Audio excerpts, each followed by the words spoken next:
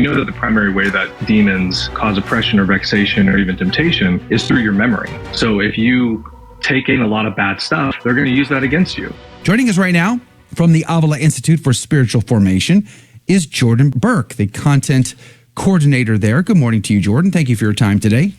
Good morning. It's good to be here. Praise be to God. Very grateful. I caught your conversation with Eric Sammons from the Crisis magazine, and I was very intrigued by that, especially given the fact that on Friday, two movies on exorcism and possession came out. One was Nefarious, a movie that I've been promoting. Personally, haven't seen it twice. Then there was the other movie, which I have not seen, and that was The Pope's Exorcist, starring Russell Crowe, depicting Father Gabriele Amorth, God rest his soul. In the film, according to this review from Reason and Theology, and we'll put a link to it in the show notes, Father Gabriele Amorth essentially volunteers himself to be possessed in order to save someone who is possessed, and he also tries to commit suicide. Two things that never actually happened in Father Gabriele Amorth's life. He never tried to commit suicide, and no exorcist would volunteer themselves to be possessed. So huge errors just on that level. Even Raymond DeRorio tweeted me over the weekend and said that this was like Marvel madness, and Nefarious was much more reasonable and sensible and catechetical. So I wanted to point that out at the beginning of the conversation, which leads me to ask you, Jordan, exactly who is Father Gabriele Amorth? Who was he? And maybe you can reveal the true and real Father Gabriele Amorth to us. Yeah, first of all, I'm shocked to hear that. You're absolutely right. He would never have done that, and he never did that. I've read every book he's written, and nowhere in any of that is that mentioned or even hinted at. So that's pretty stunning. I knew that they were going to be off base, as Hollywood usually is, but that's something else.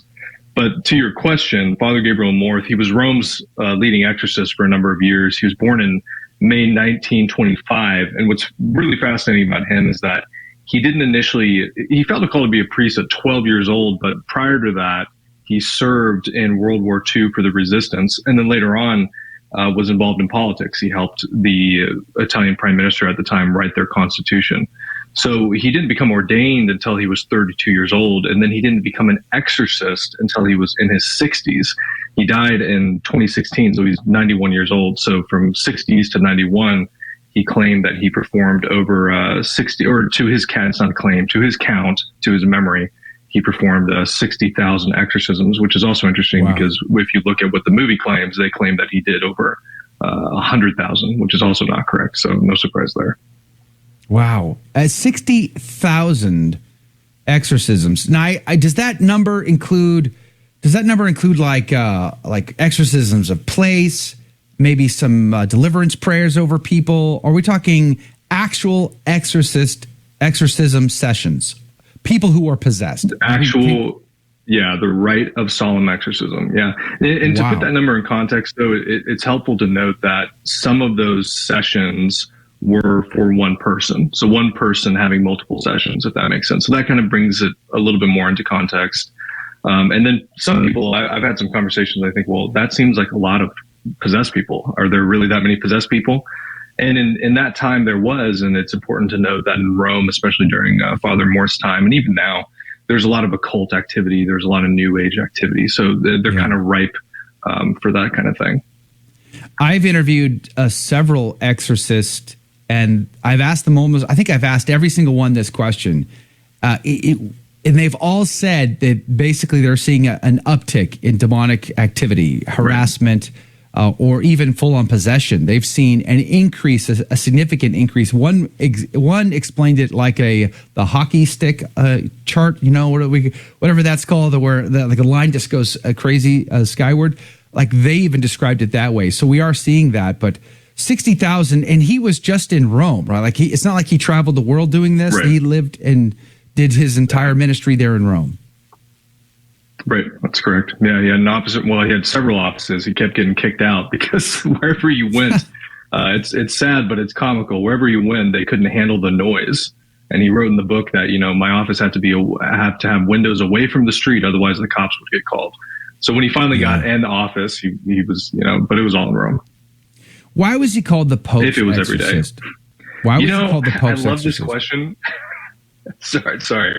I love this question. And I have my suspicions. I'll be clear. The book does not say, and I have never read it in any of his other books. So my suspicion, I have two, essentially. One is that in order to perform the rite of solemn exorcism, you have to have permission. You have to go to your bishop or whoever you're under authority to and ask them, hey, this is my case. Do I have permission to enact the rite of solemn exorcism? Alongside that, you have to get special permissions. You know, I was with the Exorcist in DC, and they have special permissions to make Epiphany water whenever they need it versus on the Feast of Epiphany, right? So there's all sorts of special permissions involved. What my primary suspicion is that the Pope basically said, all right, Father Amorth, I know what you're doing. Just do what you need to do. you don't need to keep coming to me, because you can imagine 60,000 requests would get pretty tiresome. The second suspicion, and I should talk to Sophie about this, but I'm also wondering if they titled it this to kind of combat the nonsense coming out with the movie, which would be very clever. But, I don't know for sure. He seemed very practical, and yet he had a mystical life. His spiritual director, Padre Pio, which is the image behind you. My confirmation saying was Saint Padre Pio. Can you talk to me about that? Yeah, so he actually began seeing Padre Pio when he was younger, and he saw him for 26 years before Padre Pio became his spiritual director. As far as his Father Amorth's mystical life is concerned, he claims that he didn't have much of a mystical life. However, when you receive visions of Padre Pio and Our Lady of Gabriel of Our Lady of Sorrows, I think you have a little bit of a mystical life. So he may have been downplaying it. He was very careful to be very humble. But that's kind of what he had. He didn't talk about it much more than that. But I think I know the book you're talking about. I believe it's The Devil is Afraid of Me. Is it the red cover? Yes, exactly. Yes. Yeah. It's Great a good stuff. book. Yeah, you want to say to Father Amorth, I don't think that word mystical means what you think it means. Because if you're receiving visions, that's pretty mystical no matter how you look at it. Right. Now, so the movie, just by looking, all you have to do is look at the trailers. They really made, it's like Marvel meets Exorcist, and they've really tried to create this otherworldly character. And then they couple the other major issue, it seems, according to the recent theology review of it, was they tried to also add the Da Vinci Code type of element to the film by saying that the Vatican was covering up a secret, that it was Satan who started the Spanish Inquisition, and the Vatican knew it and hid the fact all of these years. And it's like they can't help themselves but to attack the church.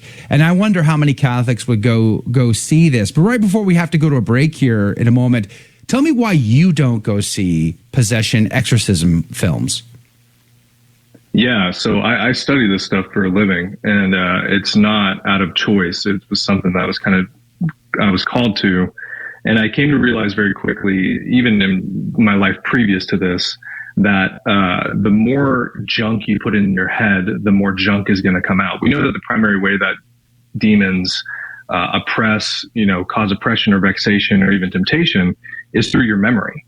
So if you take in a lot of bad stuff, they're going to use that against you. We know this from guys who suffer with pornography addiction, and people who listen. Music is a huge one, actually. People don't realize how influential music can be. But movies primarily, because you have the audio, you have the visual. It's a combination of all of them. So I don't put that stuff in my head. And I realized I was a cop. I used to listen to true crime podcasts, right? When I got rid of that, a lot of anxiety and fear and those sorts of things totally vanished. So much of what films like The Pope's Exorcist does, and I really do, I know I've been beating this nefarious drum now for a few weeks, but it's true. Nefarious is not a horror film. It's not a scary film. It is, if anything, you could say it's teaching, it's catechetical in so many ways. And it's such a contrast to this film. This film is meant to embellish. It's meant to be horror genre. It's meant to just, excite these disordered passions and the fascinations people have with the occult, with death, and all the rest. Which, let's talk about the real Father Gabriele Amorth. What did he have to say? What did Father Gabriele Amorth have to say on things like the occult? How about, Reiki or Santa Muerta? But what about other things like yoga, Dungeons and Dragons, Harry Potter? What did Father Gabriele Amorth have to say about those things? Sure. So he was very outspoken on a lot of these things. He has a very interesting, nuanced, I would say, take. that I don't know if I personally would necessarily agree with, only because of the information that we have now. We have so much more information now from other exorcists like Father Lampert, Father Ripperger, Father McManus, all these other guys. But he is careful, because he's not sensational. He is careful to say, for Harry Potter, for instance, well, look, we need to understand that it is glorifying magic, and that's not good. And that's not, comparative to the Lord of the Rings, where magic is something that helps move the plot, but it's not central to the story. It is in Harry Potter, and that can lead to a disordered curiosity, a curiositas. And in that way, we need to be careful and, probably avoid it. Now, if I think that's why I added the caveat before. I think if you had the information that we have now from exorcists like Father Ripperger, you'd probably be on the same page with Ripperger and say, no, we should avoid it entirely. He's spoken plenty on that. As far as yoga, it's the same thing. He said, look, Eastern meditative yoga, as Catholics, you can't do that. You can stretch, there's a difference, but any of this other stuff, you can't be involved in. Reiki, astrology, these different things that have been outright condemned by the church. They say you can't do any of these things. Why? Because they're occult, they're new age, they're Gnostic. It's going to open a doorway, and you're not going to like what comes out. Father Amorth also founded the international organization that helped to train new exorcists, which is, when you were talking about this with Eric Sammons last week, I was fascinated by that part, because you would think that this would be a standard thing within the Catholic Church. Exorcists would have a standard process with which to go through for training, preparing them for this apostolate. But until Father Gabriele Amorth did it, there really wasn't a standard, was there? Right. No, it's absolutely correct. Yeah. The only training was on-the-job training, meaning that if a new priest was appointed to be an exorcist, he would have to go follow an already existing exorcist and assist him in exorcisms to kind of see, okay, this is what's going on, this is what happens. And until Father Amorth started the IAE, the International Association for Exorcists, I think it was in 91. Or no, not 91. Maybe, I'm not sure. I don't remember. Not all that long ago, really. Yeah, no, it wasn't. It was very recent. Thank you. Only then did they start having a way to kind of share information. I think I mentioned on Eric's show, one exorcist might find out that the breastplate of St. Patrick is particularly powerful versus another prayer, or they discover that, somebody who's suffering from this affliction really responds to this type of prayer and this type of procedure. So yeah, until then, it was really, I kind of don't want to think about how it must have been, because my heart breaks for these guys already, because their jobs are already, even today, still so difficult. But it's safe to say it would have been significantly worse before this, or before the IAE. One of the other things about the film that I saw in this review from the Reason and Theology channel, again, we're going to put it in the show notes. So if you want all the links to everything we talk about, go to thestationofthecross.com/ACT. We'll post the show notes there to include this review, so that you don't have to go watch that Russell Crowe film. You just watch the review and you'll know everything you need to know.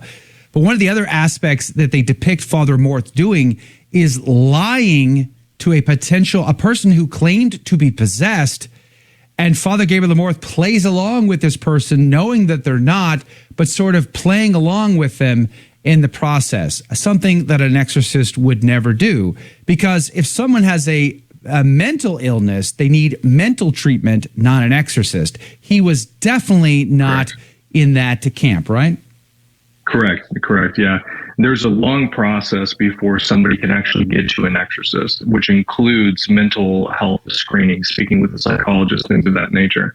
Now, if it's unclear as to what is actually going on, even after all those visits, which at this point was almost impossible, especially when you speak to the experience of exorcists now. But if it's unclear, they may perform something called diagnostic exorcism, because there's no harm in doing the actual solemn rite of exorcism or exorcistic prayers. But if they can determine, and he's written, and so have many other exorcists, that somebody is faking it, or it may be by suggestion. I was just reading a book by Father Amorth from St. Louis XIII Institute. They talk about this aspect where there's different psychological symptoms where people can either believe that they are possessed because of something that they may have experienced, and so to say that someone in the position of exorcist, especially like Father Amorth, would lie to that person. It would only cause them more harm. It wouldn't do them any good. So that's something that would have never happened.